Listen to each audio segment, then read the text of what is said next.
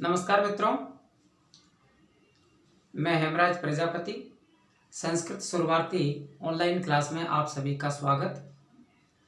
देखिए मित्रों, अपन पढ़ रहे थे संधि प्रकरण और संधि प्रकरण में अपना जो भाग एक था, प्रथम भाग था, उसमें अपन ने संधि की परिभाषा, संधि के भेद, विद्वानों के अनुसार कितने भेद माने गए हैं, उनके बारे में अपन ने भाग एक में अध्ययन किया था।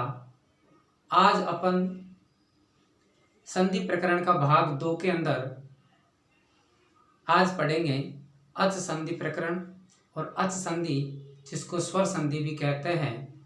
तो अच संधि की परिभाषा क्या है, अच संधि के कितने भेद हैं, उसके बारे में आज अपन अध्ययन करेंगे। तो लीजिए मित्रों, अपन पढ़ेंगे संधि ज्ञानम, और संधि ज्ञान के अंदर आज अपन जो प्रकरण ले रहे हैं वो है अपना अच संधि प्रकरण का। कौन सा मित्रों? अच संधि प्रकरण का। अच संधि को स्वर संधि भी कहते हैं। इससे पहले वाले वीडियो में अपन ने पढ़ा था कि संधि के 5 भेद बताए गए हैं। पाणिनि शिक्षा ग्रंथ के अनुसार 5 भेद बताए गए हैं।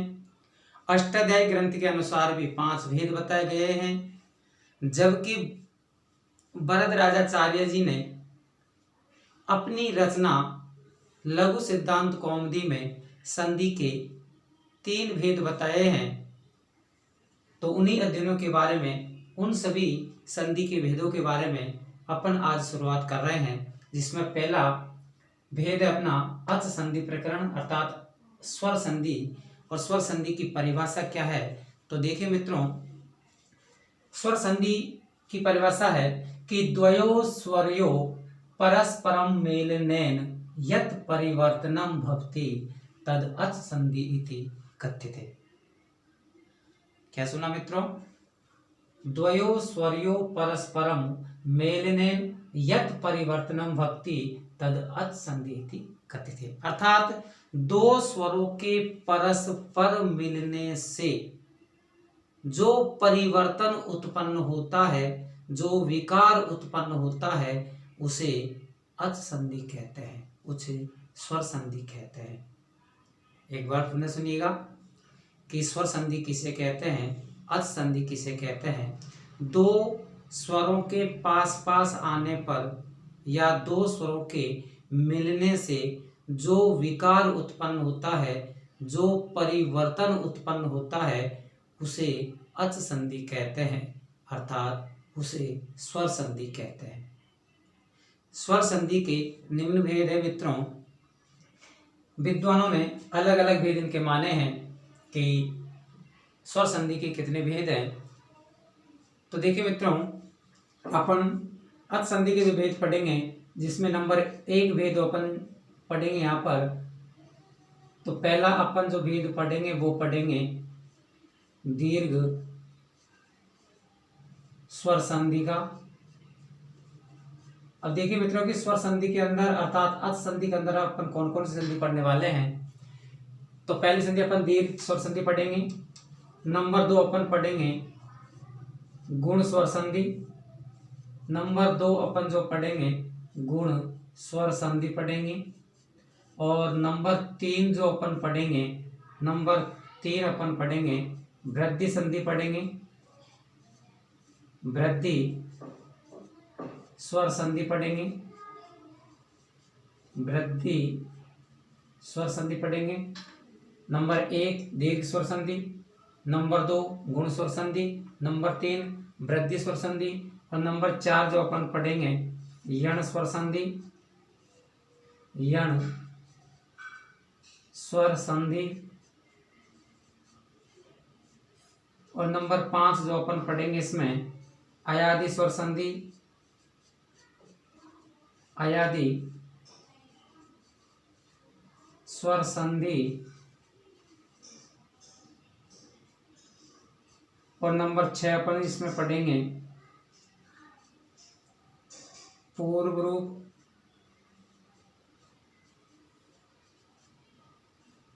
पूर्व रूप संधि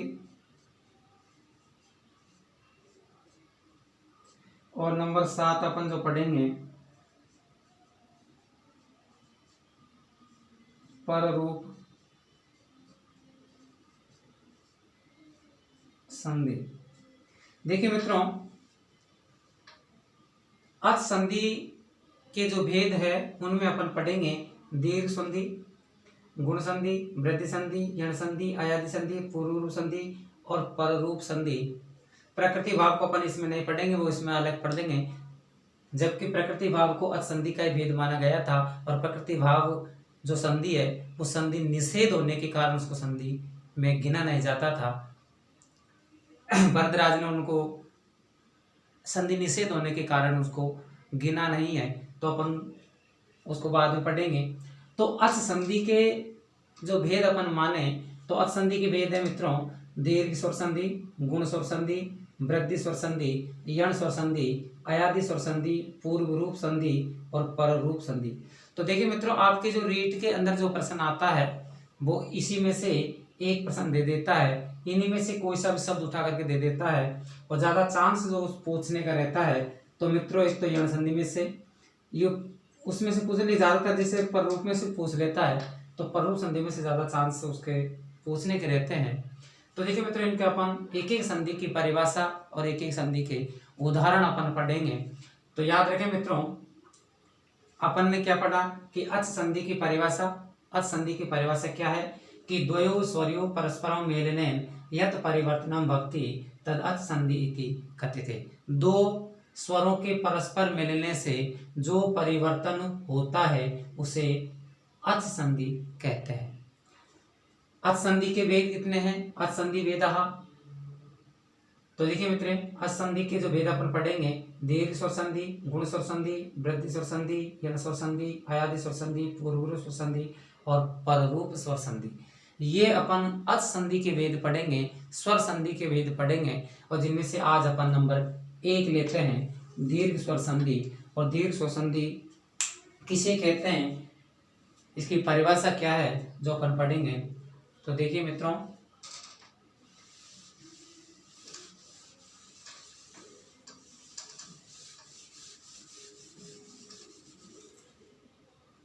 हाँ देखिए मित्रों, अपन पढ़ेंगे नंबर 1 जो संधि अपनी है वो है दीर्घ स्वर संधि। और दीर्घ स्वर संधि किसे कहते हैं, इसकी परिभाषा क्या है, इसका सूत्र क्या है। तो देखिए मित्रों, दीर्घ स्वर संधि का जो संस्कृत व्याकरण के अंदर अपना जो सूत्र निर्धारित है वो है मित्रों अकय सवर्णे दीर्घ है।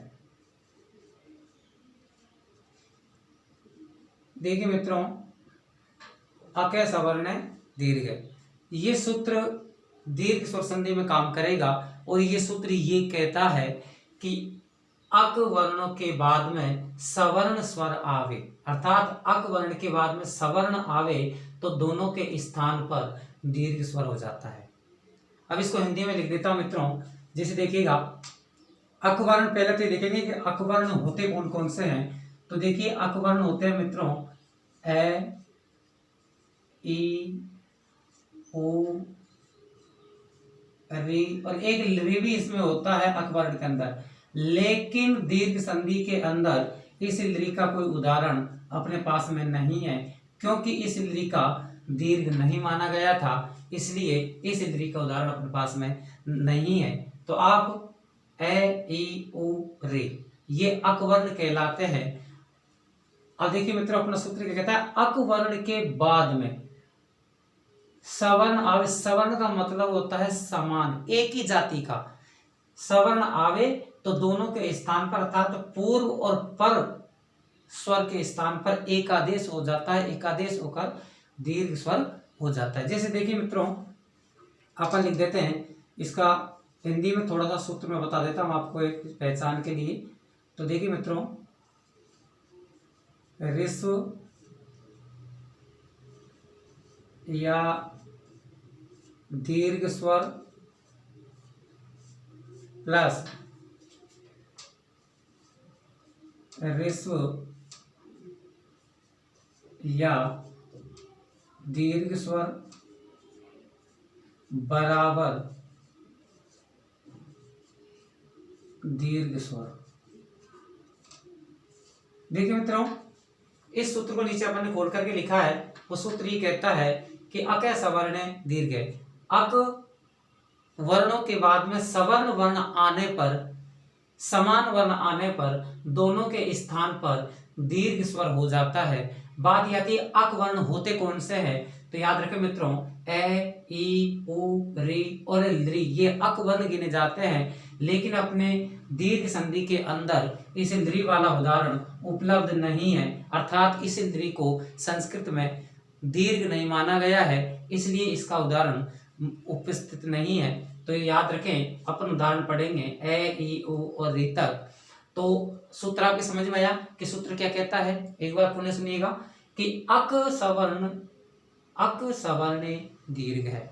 अक वर्णों के बाद सवर्ण आने पर दोनों के स्थान पर दीर्घ स्वर हो जाता है। इसको मैंने खोला है तो देखिए परिभाषा अपन क्या लिख सकते हैं, यदि ह्रस्व या दीर्घ स्वर के बाद में पुनः ह्रस्व या दीर्घ स्वर आवे तो दोनों के स्थान पर दीर्घ स्वर हो जाता है।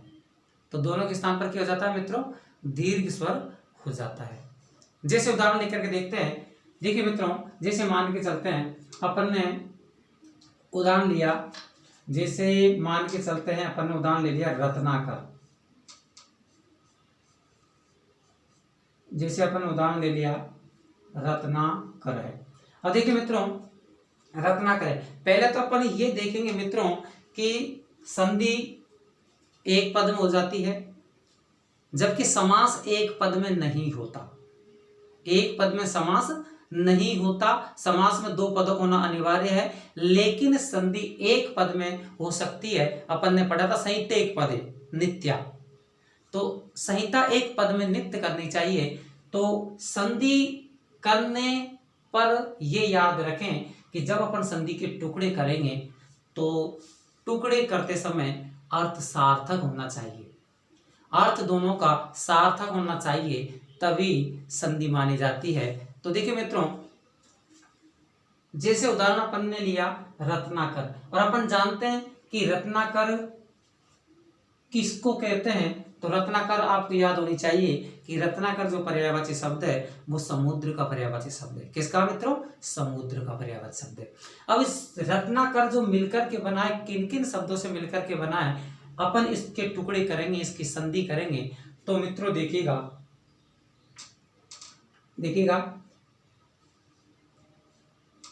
रत्न प्लस आकर।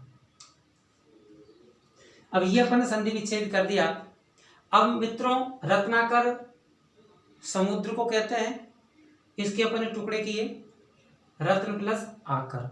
और टुकड़े करने पर रत्न का अर्थ क्या होता है, आकर का अर्थ क्या होता है, तो मित्रों देखिए रत्न यानी हीरे मोती, जानते हो रत्न यानी हीरे मोती, और आकर यानी होता है खजाना, हीरे मोतियों का खजाना। अर्थात हीरे मोती कहाँ मिलते हैं, हीरे मोतियों का खजाना किसको कहते हैं, अर्थात हीरे मोतियों के खजाना को कहाँ मिलता है, समुद्र में मिलता है।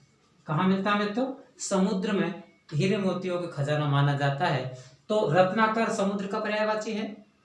रत्नाकर के टुकड़े अपने किए रत्न प्लस आकर। रत्न यानी हीरे मोती, आकर यानी खजाना, तो हीरे मोतियों का खजाना कहाँ है, समुद्र में। तो इस प्रकार से दोनों अर्थों का सार्थक अर्थ निकलना चाहिए, तभी वो संधि कहलाती है। अब बच्चे कहते हैं कि रत्न प्लस आकर, ये तो आपने कर दिया, लेकिन हम कैसे करें, अर्थों शब्दों का अर्थ याद होने चाहिए और शब्दों सार्थक होने चाहिए। जैसे बच्चे कहते हैं कि हम रत्न की जगह पर रत्ना कर दें, रत्न की जगह पर क्या कर दें, रत्ना कर दें, लेकिन मित्रों आपको याद होनी चाहिए रत्ना हीरे मोती को नहीं कहते, रत्न हीरे मोती को कहते हैं।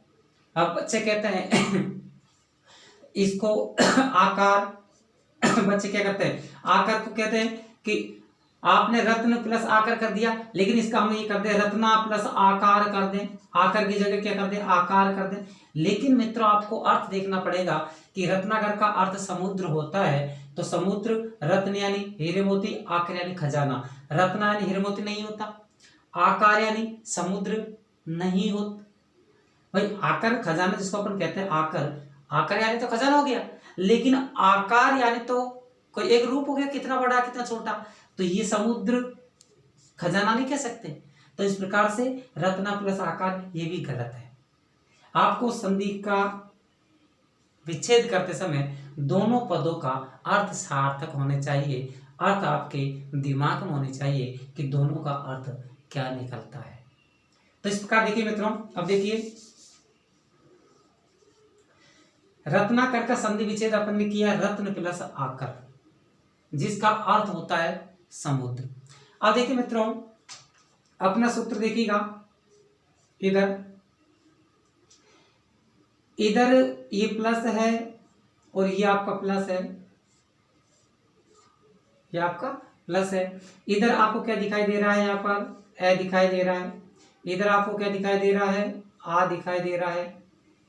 अब इधर एक मित्र एक बार इधर और बता देता हूं आपको कि ऋस्व स्वर कौन सा है, दीर्घ स्वर कौन सा है। तो देखिए मित्रों ए ई उ री ये ऋस्व है, और दीर्घ मित्रों आ ई उ और ये री, प्लस वो सेम है ए ई उ और री, और ये आ ई ओ और री बराबर दीर्घ।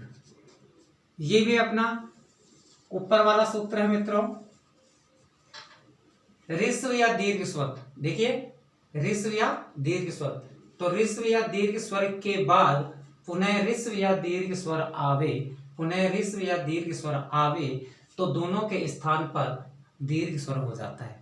इसी को लेकर के अपन ने शब्द लिया था रत्नाकर, और रत्नाकर का अर्थ होता है समुद्र। और जब इसका संधि विच्छेद अपन करेंगे तो रत्न प्लस आकर, तो रत्न प्लस आकर अपन ने संधि विच्छेद कर दिया, तो प्लस देखिएगा इधर प्लस है, तो प्लस के इधर क्या निकल रहा है ए, इधर क्या निकल रहा है आ, और अपना सूत्र क्या कहता है कि ए के बाद में आ आता है तो दोनों के स्थान पर दीर्घ होता है, दोनों के स्थान पर क्या होता है दीर्घ होता है। तो याद रखें मित्रों ए के बाद में आ आता है तो दोनों के स्थान पर, अर्थात ऋस्व स्वर है ये दीर्घ स्वर है।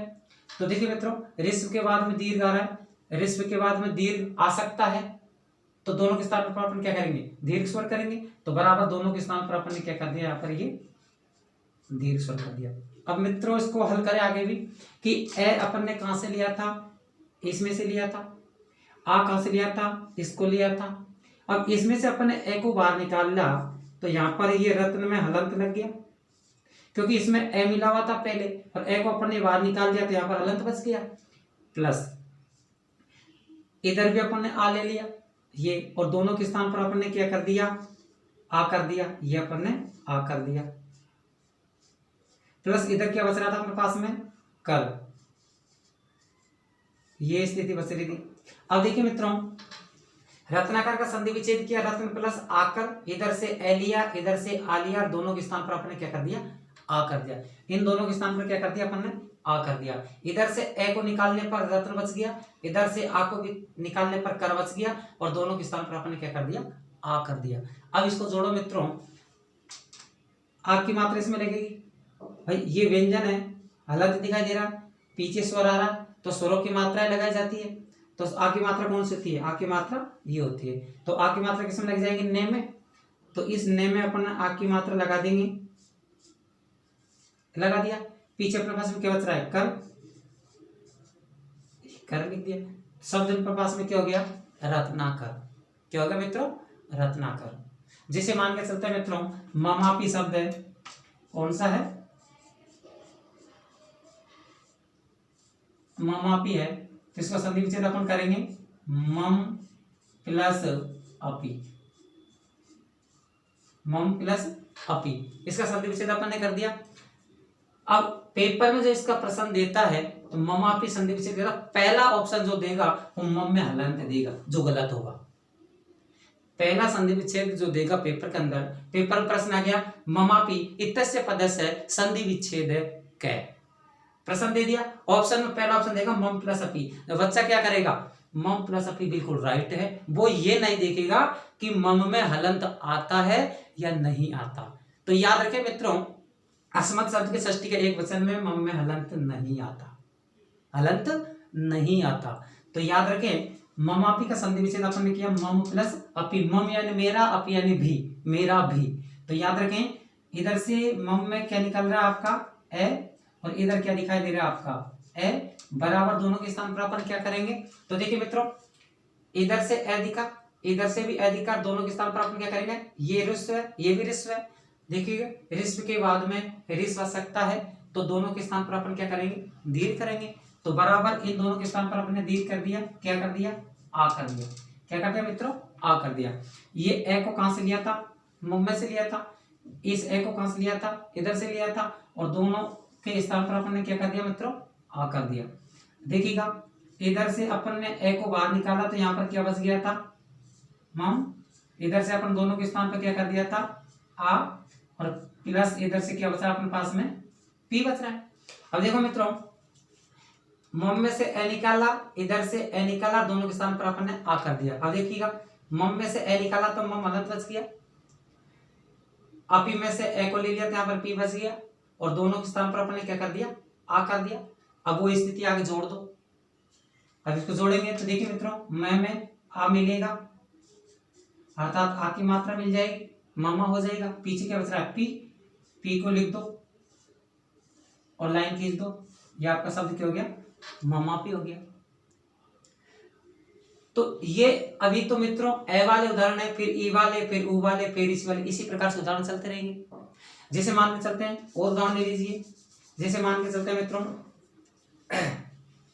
जैसे छात्रावास है मित्रों, छात्रावास है। अब देखिए मित्रों, छात्रावास आप जानते हैं जो आवासीय के लिए होता है, रहने के लिए होता है, हॉस्टल जिसको अपन कहते हैं। अब छात्रावास अपन ये भी जानते हैं कि छात्रावास जो होता है वो बॉयज भी होता है और गर्ल्स भी होता है। छात्रावास जो होता है बॉयज भी होता है और गर्ल्स भी होता है। तो इसका संधि विच्छेद अपन क्या करेंगे, देखिए मित्रों, आपके पेपर में आ जाए छात्र प्लस आवास। ये छात्र लड़के, आवास यानी निवास स्थान, रहना, घर। तो छात्रों का जो आवास है वो छात्रावास कहलाता है। लेकिन अपन जानते हैं मित्रों, छात्रों का ही थोड़ी होता है हॉस्टल। छात्रावास जो होता है वो लड़कों का ही नहीं होता, लड़कियों का भी होता है। तो याद रखें मित्रों, छात्र यहाँ पर छात्रा भी आ सकता है।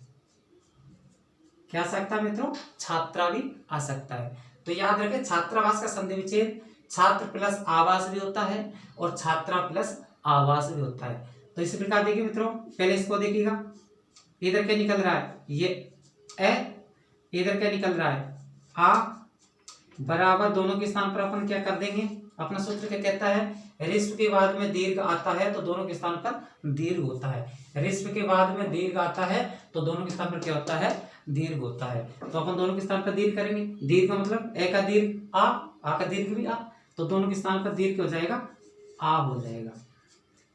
ए कहां से लिया था, छात्र में से, आ कहां से लिया था, आवास में से। इधर से देखिएगा, ये यहां पर क्या बच गया, अलंत बच गया। इधर यहाँ पर दोनों के स्थान पर अपन ने आ कर दिया, और इधर क्या बच रहा है अपने पास में, आ को अपन ले लेंगे तो वास बचेगा, ये वास बच गया। अब देखो मित्रों, जोड़ दो इसको, वही स्थिति है, त्रय में आ की मात्रा लगेगी,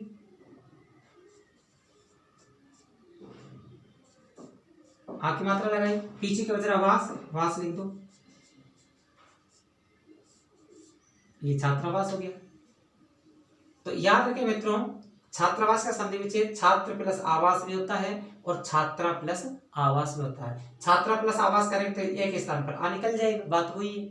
अब इस प्रकार से ये ए वाले उदाहरण है कि दीर्घ संधि में जो ए वाले उदाहरण है वो किस प्रकार से, जैसे और एक दो उदाहरण और देख लीजिए। जैसे मान के चलते मित्रों स्वांके है,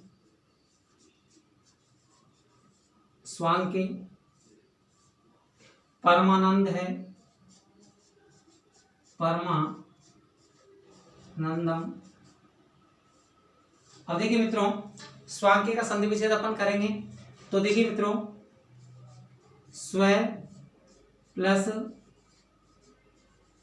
अंके, स्व यानी अपनी, अंके यानी गोद में, यानी अपनी गोद में।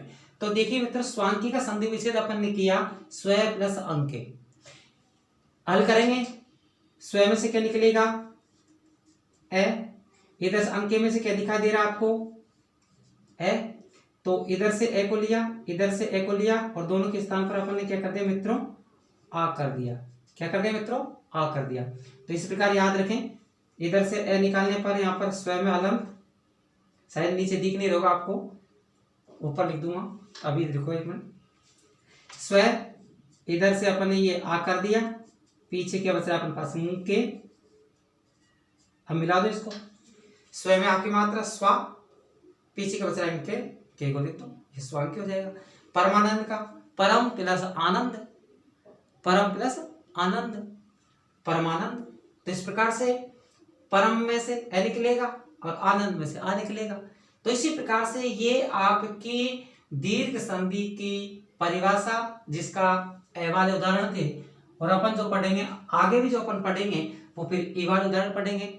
आज अपनी दीर्घ संधि की एक सामान्य चर्चा थी, एक बार पुनः सुन लीजिएगा। दीर्घ संधि की परिभाषा क्या है, कि दीर्घ संधि की परिभाषा क्या कहती है, दीर्घ संधि के नियम क्या है। तो देखिए दीर्घ संधि की अक सवर्णे दीर्घ है, यानी अक वर्णों के बाद सवर्ण आने पर दोनों के स्थान पर दीर्घ हो जाता है। दोनों के स्थान पर क्या जाता है मित्रों दीर्घ हो जाता है।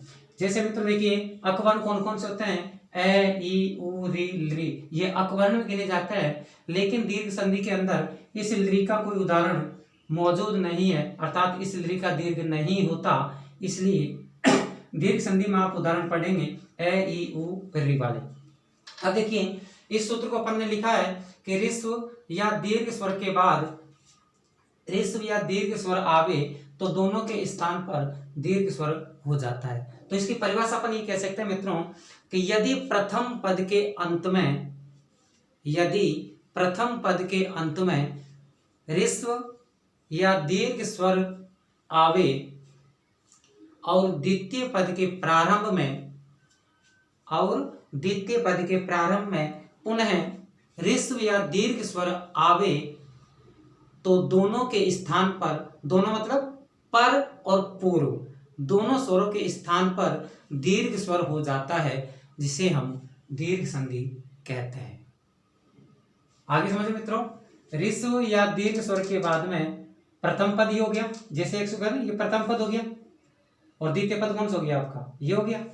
भाई प्रथम पद तो रत्न में और द्वितीय पद आकर, तो मैंने क्या बताया आपको, प्रथम पद के अंत में, प्रथम पद कौन सा है रत्न, इसका अंत क्या है ए।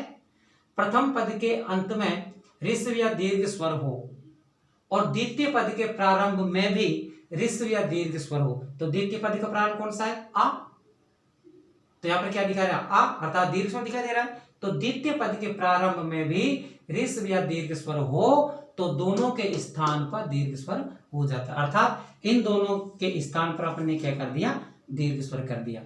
तो ये आपकी दीर्घ संधि की परिभाषा थी, जिसे अपन ने देखिए मित्रों ए ई उ री, आ ई उ री प्लस ए ई उ री, आई ई उ बराबर दीर्घ। तो इसमें से अपन ने कौन सा उदाहरण पढ़ लिया था, ये ए वाले उदाहरण अपन ने आज पढ़ लिए थे, ये ए वाले उदाहरण अपन ने आज पढ़ लिए थे। कल अपन पढ़ेंगे ई उ री, तीन प्रकार के उदाहरण अपन पढ़ेंगे। तो मित्रों याद रखें ये आपके दीर्घ संधि के ए वाले उदाहरण थे। एक प्रश्न देता हूं मित्रों, इसी संधि में से देता हूं, इसी उदाहरण में से देता हूं, ऐसी कोई दिक्कत नहीं है। आपके सामने शब्द देता हूं, उस शब्द का संधि विच्छेद आपको करना होता है। और संधि विच्छेद करके कमेंट्स बॉक्स में जरूर लिखें, उसका संधि विच्छेद करें कि उस शब्द का संधि विच्छेद क्या होगा, कैसे होगा। तो याद रखें मित्रों, शब्द है स्वाभिमान। शब्द क्या है मित्रों, मैं यहां लिख देता हूं, कहां लिख देता हूं, इधर ही लिख देता हूं। शब्द है मित्रों स्वाभिमान।